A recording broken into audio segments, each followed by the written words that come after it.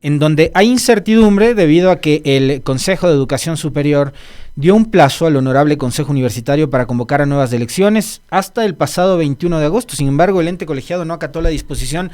La pregunta es, ¿qué está pasando actualmente y qué va a pasar en los próximos días para que la Universidad Central pueda salir de esta crisis y conflicto político que se ha generado por la tosudez de mantener al doctor Espinosa en la presidencia, en el rectorado, perdón? Bienvenida, doctora, buenos días. Buenos días, gracias por la entrevista. Pues bueno, para todos es una gran incertidumbre, pero hay unas normativas que nosotros esperamos que se cumplan. En efecto, la resolución del CES del 8 de julio estableció un plazo perentorio de 30 días como máximo para convocar a elecciones.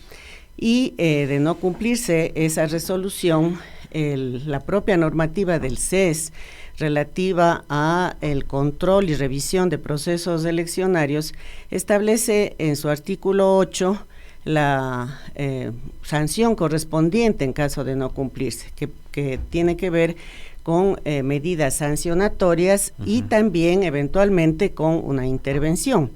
Entonces, digamos, por allí estaría la salida que debería darse en estos días.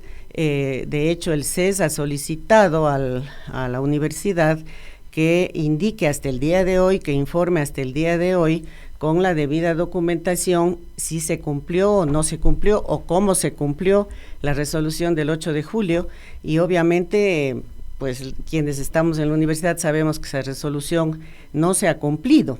Porque, digamos, lo que hubo en días pasados es una decisión del Consejo Electoral electo o designado más bien en el marco de un consejo universitario ilegalmente convocado, porque lo sigue convocando las autoridades que deberían estar ya reemplazadas.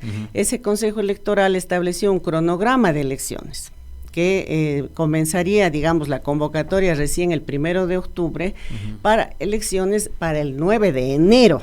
Del 2025. Del 2025. Mientras tanto, ¿qué pasa con el rectorado? ¿El doctor Espinosa sigue a cargo? Digamos, el punto es que, para mi entender, ese hecho ocurrido a partir de la decisión del Consejo Electoral es para dar la impresión que se está teniendo la voluntad de cumplir la resolución del CES en el sentido de definir un cronograma para las elecciones, pero en realidad no se está cumpliendo la integralidad de la resolución del CES. La resolución del CES establece como primer punto 30 días para que se convoque, no para que se haga un cronograma para convocar recién el 1 de octubre para el 9 de enero.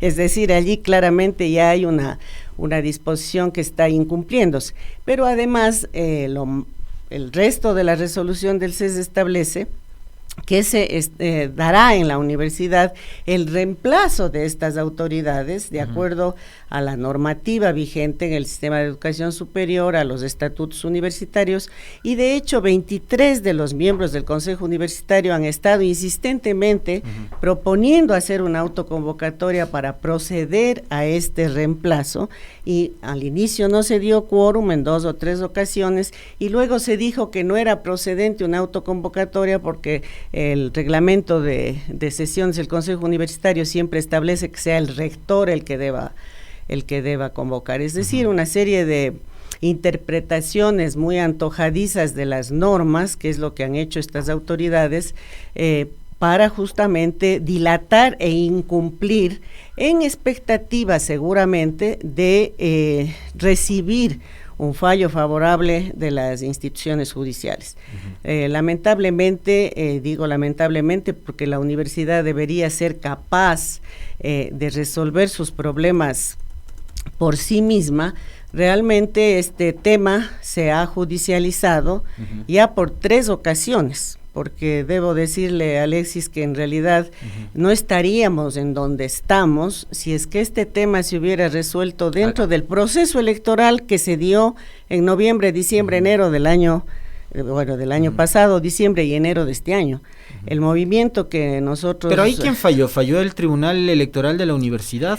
Yo creo que allí hay dos responsables claros. Uno es evidentemente el Consejo Electoral de la Universidad, que dirigió esas elecciones de una manera totalmente parcializada, que es lo que justamente se denuncia, porque todos los actores que participamos en esas elecciones estuvimos con cancha inclinada, excepto justamente la lista 3 a la que favorecía ese Consejo Electoral, que dejó pasar estas omisiones que ahora son materia de las discusiones, que no así con los demás candidatos. A todos nosotros nos miraron con lupa todos los requisitos, e incluso en el caso, por ejemplo, de la candidatura nuestra, pues no nos calificaron justamente porque faltaba una firma en un papel. ¿Nos recuerda cuántas listas participaron? Participamos 7 listas. Pero ¿no le parece que también 7 para una universidad es como, viendo lo que está pasando ahora con el país, 17? Es un reflejo del país.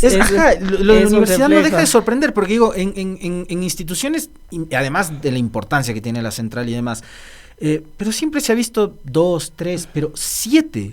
Sí, efectivamente es un reflejo del país lamentable, y es porque no existe, como no existe un proyecto de país, tampoco ha existido un proyecto de universidad que nos coaligue, que nos permita estar unidos, ¿no? Y esa es una debilidad de la universidad, pero sobre todo de las administraciones anteriores, que no han logrado entusiasmar e involucrar a la comunidad universitaria en un proyecto de universidad. Han sido gestiones bastante individualistas. Y déjeme decirle que la otra responsabilidad por la que realmente estamos en donde estamos es justamente la del ex rector Fernando Sempértegui, porque en el momento oportuno hubo las apelaciones, hubo las impugnaciones, y él dejó pasar la oportunidad de tramitarlas dentro del marco del proceso, precipitando las elecciones sin dar salida justamente en el momento que era oportuno, por debilidad, por negligencia, por presiones,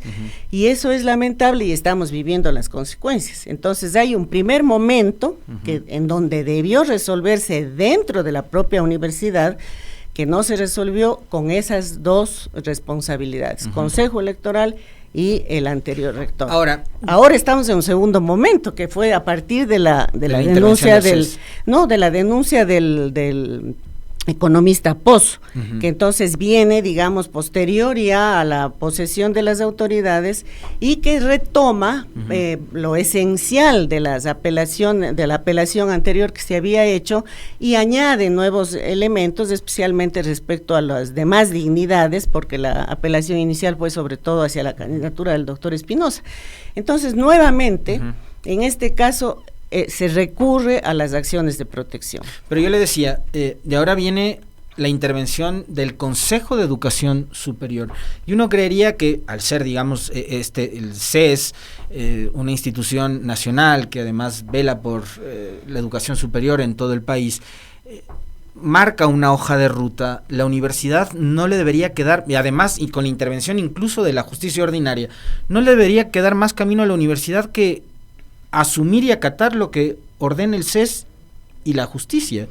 Así es. ¿Y qué es lo que está impidiendo en este momento que se lleven adelante nuevas elecciones, que sean transparentes, que sean mucho más claras, legales, con igualdad de condiciones, lo que usted decía hace un momento, que no fueron parte de las reglas del juego la vez anterior? ¿Qué es lo que impide que eso ocurra? Justamente en este segundo momento, pues el aferrarse al poder, el aferrarse al manejo, digamos, de la universidad por parte de las actuales autoridades, que no cumplen la resolución de un organismo que nos rige a todas las universidades, y que es una resolución absolutamente legal, porque no es nada arbitrario, está amparado en la propia normativa de la educación superior, en el reglamento a la LOES, en la normativa específica que hay para el control y revisión de procesos electorales. Es decir, el CES ha actuado bajo un marco legal. Entonces, lo que corresponde es que las autoridades acaten esa decisión, pero se van por la vía de la judicialización con un manejo abusivo. Hay dentro de la propia ley de garantías constitucionales esta figura del abuso del derecho. ¿Y por qué me refiero al abuso del derecho? Primero porque se hace una primera acción de protección sobre la primera resolución del CES. Aquí realmente hay un galimatías jurídico que no todo el mundo entiende y por Solo eso la comunidad universitaria está desorientada. Hay una primera resolución del CES que se da el 22 de mayo y una segunda resolución del CES que se da el 8 de julio. Las dos tienen la misma resolución de nuevas elecciones, reemplazo, etcétera. Ya vamos a conversar seguramente sobre por qué se repite la misma resolución. Pero la del 22 de mayo es la que merece una acción de protección por parte de las autoridades. ¿Qué reclaman en esa acción de protección? Que se ha violado el derecho a la participación, elegir y ser elegido. Que se ha violado el derecho al ejercicio del trabajo, que se ha violado la autonomía universitaria, que se ha violado la seguridad jurídica y que se ha violado el debido proceso. ¿Qué dice la jueza de Iñaquito, que es la que resuelve esta causa? Ninguno de esos derechos violados son reconocidos por la jueza, excepto el de debido proceso, con un acápite concreto que es el de la motivación, referido a que debería haber considerado el CES y la CENESID un oficio posterior enviado el 17 de mayo por el procurador de la universidad. Entonces, eso es lo que dice la jueza, es decir, no se reconoció nada de lo que los accionantes, en este caso las autoridades, plantearon, sino solamente eso. Esto ocurrió el 14 de junio. Es importante estas fechas para mostrarle justamente esto del abuso del derecho. El 14 de junio la jueza dicta oralmente esta sentencia. En esa sentencia se le plantea al CES y al CENESID volver a tratar el tema desde el momento en que tiene que considerar el informe, tomando en cuenta este nuevo documento del 17 de mayo. Y le da unos plazos perentorios que pues el CES y el CENESID esperó la sentencia escrita para poder realmente ejecutar su resolución. Esto lo hace el 8 de julio, a las 3 de la tarde. Termina esa reunión con una nueva resolución en los mismos términos, digamos que a las 4:30. Y a las 4:50... es decir, después de que ya estaba emitida la segunda resolución del CES, las autoridades presentan una apelación a la anterior, a la del 22 de mayo, lo cual ya es, digamos, improcedente, y por eso hablo de abuso de justicia, porque ellos tuvieron 3 semanas entre el 14 de junio y el 8 de julio y no apelaron la decisión de la jueza.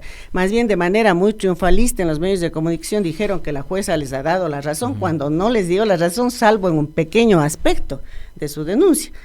Pero ellos hicieron ese show, y durante 3 semanas no hicieron apelación, y hacen la apelación de la resolución del 22 de mayo cuando ya estaba emitida la segunda resolución. Doctora, se nos termina el tiempo, de hecho ya se nos terminó, le pido brevísimo una respuesta en no más de un minuto. Hay renuncias, ha renunciado el decano de la Facultad de Jurisprudencia, el doctor García, entiendo. Eso significa, creo que un golpe para Espinosa, porque significaba para él un respaldo político, sobre todo, muy importante. No sé si hay otras renuncias más. ¿Y qué significaría, que nos aclare eso primero, y qué significaría llegar a un punto de intervención de la universidad?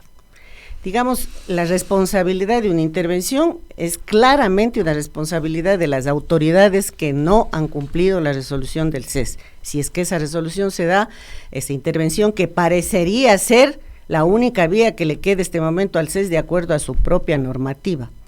Las renuncias y la debacle administrativa en la universidad es terrible, la vivimos, digamos, todas las facultades.